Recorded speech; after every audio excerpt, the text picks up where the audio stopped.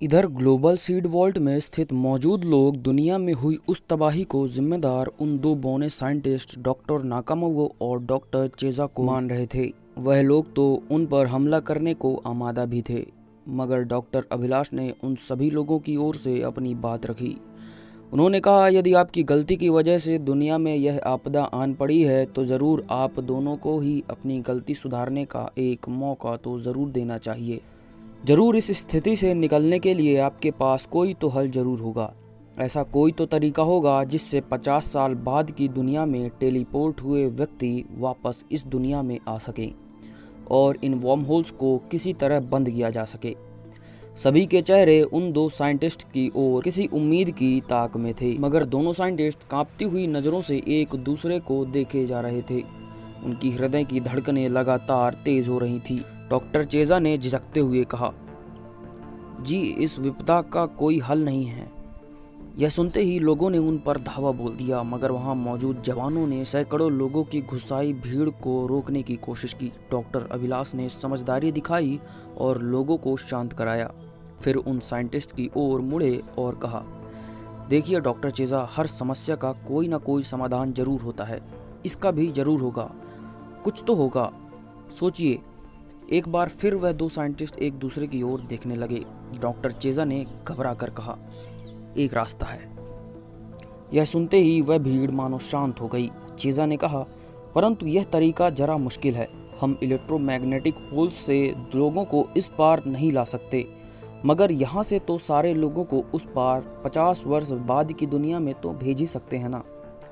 नहीं, डॉक्टर अभिलाष ने कहा, हमें भी नहीं पता है कि 50 वर्ष बाद की दुनिया कैसी होगी और जो लोग वहाँ पर चले गए हैं उनका क्या हाल होगा। वहाँ पहले से मौजूद इंसान अपने आप के ही यंगर वर्जन्स को देखकर उन पर पता नहीं कैसा प्रभाव पड़ेगा। नहीं नहीं डॉक्टर अभिलाष, डॉक्टर नाकामोवो ने कहा, 50 वर्ष बाद की दुनिया में कोई उलटफेर नहीं होगा।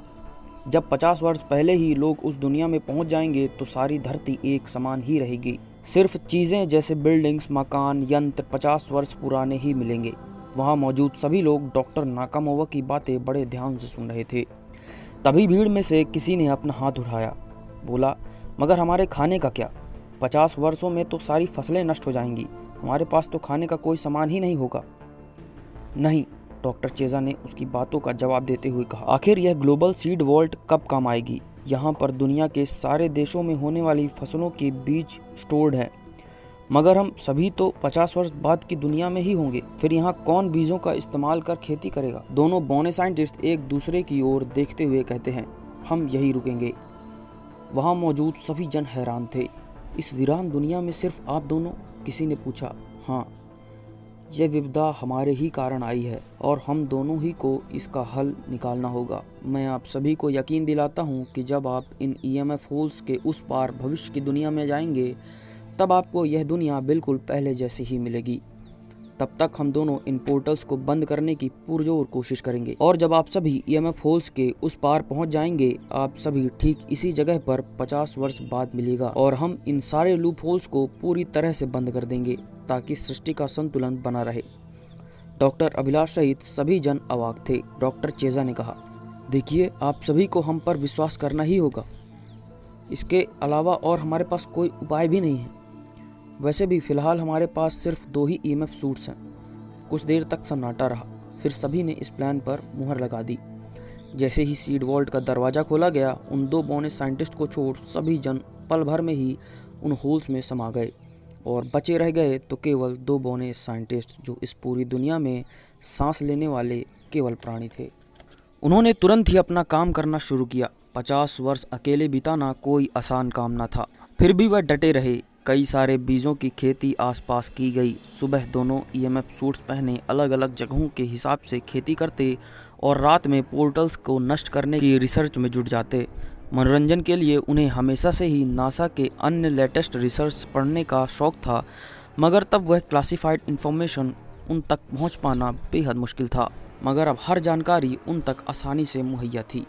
ऐसे ही करते कुछ साल बीत गए। दोनों साइंटिस्ट्स ने नासा की रिसर्च का इस्तेमाल करते हुए एक छोटा टाइम जोन वर्म होल बनाया, जिसका इस्तेमाल कर वह दुनिया के टाइम जोन के हिसाब से किसी भी जगह जाने में सक्षम थे। अब जो फसलें जिस देश में उगती उसे वहीं उगाई जाती। आने जाने का शॉर्टकट प्रबंध उन्होंने टाइम जोन वर्म होल बनाकर कर लिया था। ऐसे करते हुए 10 साल और बीते। नाकामोवो ने अब डायरी लिखनी भी शुरू कर दी थी, जिसमें वह जीवन के सभी पलों को कैद कर रखता था।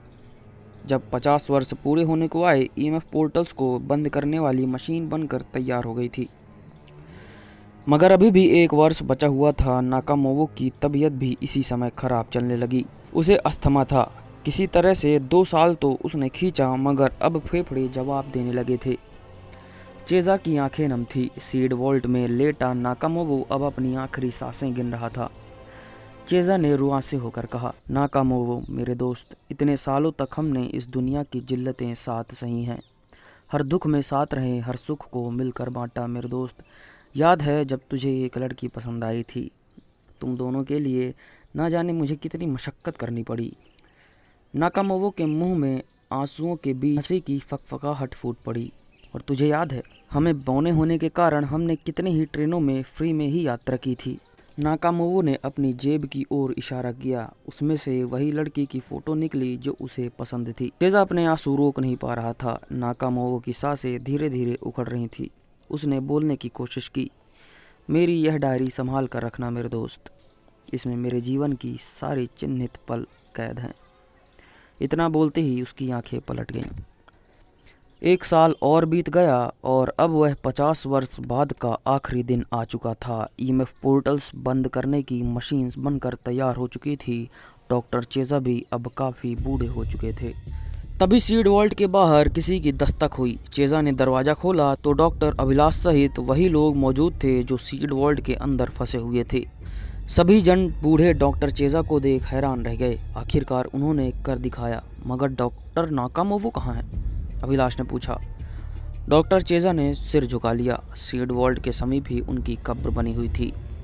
चेज़ा ने कहा, हमें जल्दी से यह पोर्टल्स बंद करना होगा। मैंने और नाकामोवो ने आखिर यह मशीन बना ही ली जिससे यह पोर्टल बंद हो सकते हैं। ऐसे ही एक मशीन साउथ पोल के करीब है और दोनों ही मशीन को 1 घंटे के अंतराल में ही चालू करना पड़ेगा। 1 घंटा? डॉक्टर अभिलाष ने कहा।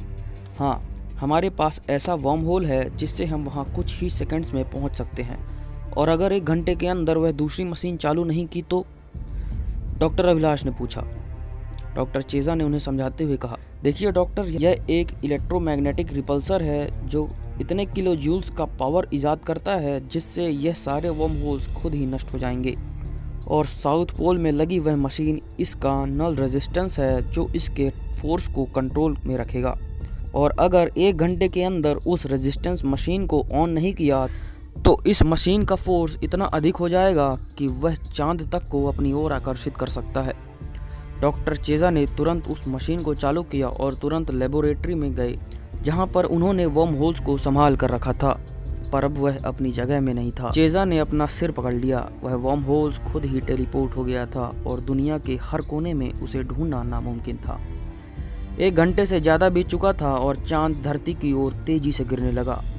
उधर राहुल, सैंडी और हिमांशु लगातार भागे जा रहे थे। चांद गिरने को था, दुनिया तबाह होने को आई थी। सैंडी ने हाफते हुए कहा, वह चमकदार चीज़ क्या है? सैंडी के सवाल का जवाब देने के अलावा सभी को भागना उचित लगा, मगर जैसे ही हिमांशु की नज़र उस पर गई, उसने राहुल को बताया। वह तीनों उस पदार्थ के समीप गए और जैसे ही उसे छुआ, तीनों टेलीपोर्ट हो सीड वॉल्ट के अंदर जा पहुँचे।